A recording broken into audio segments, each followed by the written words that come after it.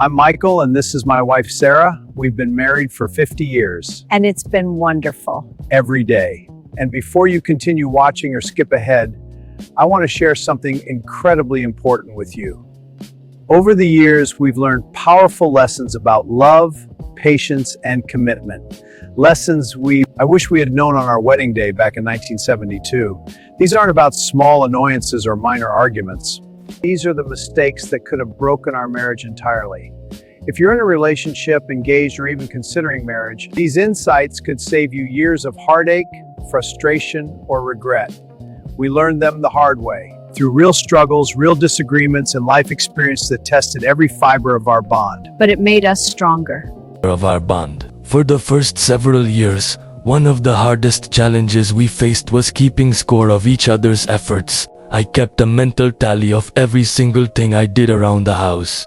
Fixing the leaky faucet, mowing the lawn, managing repairs, running errands, driving to appointments, and countless other small chores. Often, when Sarah asked me to help with just one more thing, I silently thought, I already do so much. I never said this out loud, but the feelings were there, building like an invisible wall between us. On the other side, Sarah had her own mental ledger. She planned our meals, coordinated the children's schedules, remembered birthdays and anniversaries, managed finances, and provided emotional support for all of us. Every time I complained about being tired or busy, she felt it as judgment, even though I wasn't trying to be critical. Unknowingly, we turned our marriage into a quiet competition, each keeping track, each feeling unappreciated.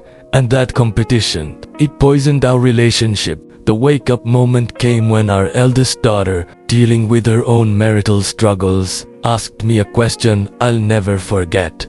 Dad, do you and Mom even enjoy being around each other anymore? That cut deeper than anything else. Of course, we loved each other deeply, but we had become so focused on fairness, on keeping everything equal, that we forgot to operate as a team. Slowly, I started letting go of that invisible scorecard, and so did Sarah. It was transformative.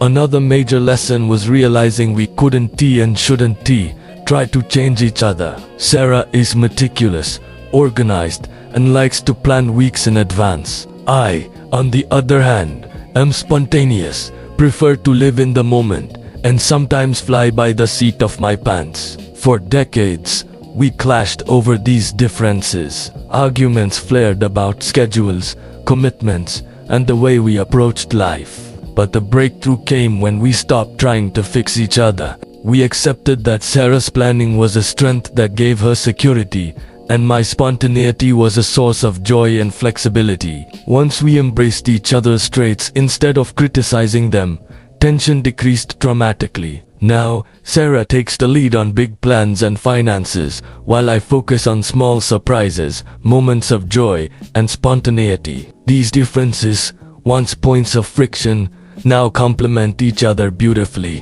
One of the hardest mistakes we made early on was avoiding difficult conversations until they exploded. I would bottle things up, thinking it wasn't worth discussing. Small irritations. Sarah did the same. And then, even the smallest incident, a forgotten grocery item, a missed call, could trigger an argument far larger than it should have been. I remember one day in the early 1990s when I forgot to pick up milk. That single oversight led to a huge argument, but really, it wasn't about milk. It was about months, even years, of unspoken feelings and misunderstandings. From that, we learned to speak openly and calmly, sharing what bothers us before it grows into resentment.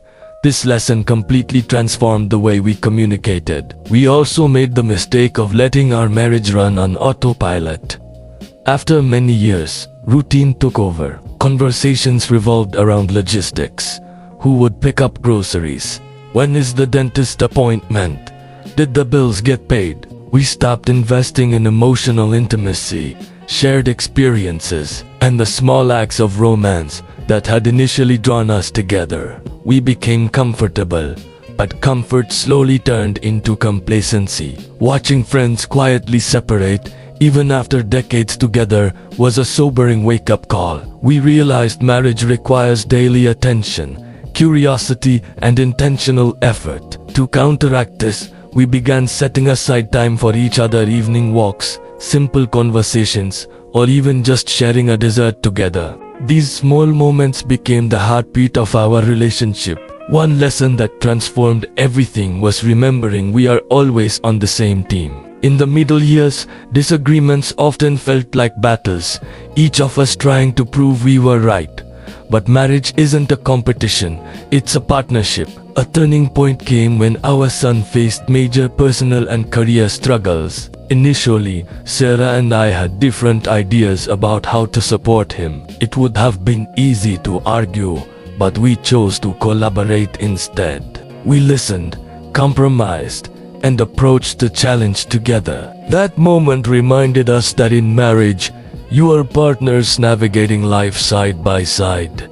Conflicts aren't about winning. They are opportunities to strengthen the team. Even now, after 50 years, mistakes still happen. I forget tasks or appointments. Sarah occasionally overplans, but the difference is awareness and intention. We catch ourselves, we calibrate, and consciously choose each other every day. Marriage isn't a destination. It's a process of growth, learning, and recommitment. If I could go back and advise my younger self, I'd say, stop keeping score. Accept your partner's differences. Speak openly before issues become explosive. Never stop dating your spouse. And always remember that you are a team facing life together. Throughout our journey, gratitude has been key. Expressing appreciation for each other, even for small gestures, creates a positive cycle. Thank you for taking care of that, or I appreciate how you handled that situation, goes a long way. These small words reinforce connection and show that you notice each other's efforts. Romance and curiosity also remain vital. Even after decades, we intentionally ask meaningful questions. What made you happy today? What challenged you? These questions, though simple, maintain intimacy and remind us why we chose each other in the first place. Finally, forgiveness has been essential. Mistakes will happen. Holding grudges only creates distance. We learned that forgiving sincerely and quickly frees your heart and allows the relationship to grow. It doesn't mean ignoring the issue. It means prioritizing the bond over being right. 50 years together has taught us that marriage thrives not on perfection, but on choice, understanding, patience, and love. Choosing to communicate, celebrate each other's strengths, forgive, and nurture connection every day is what makes a relationship last. If this story resonates with you, please like this video, subscribe to our channel, and turn on notifications so you can receive more real-life stories and lessons from decades of experience. Drop a comment sharing which lesson hit home for you the most.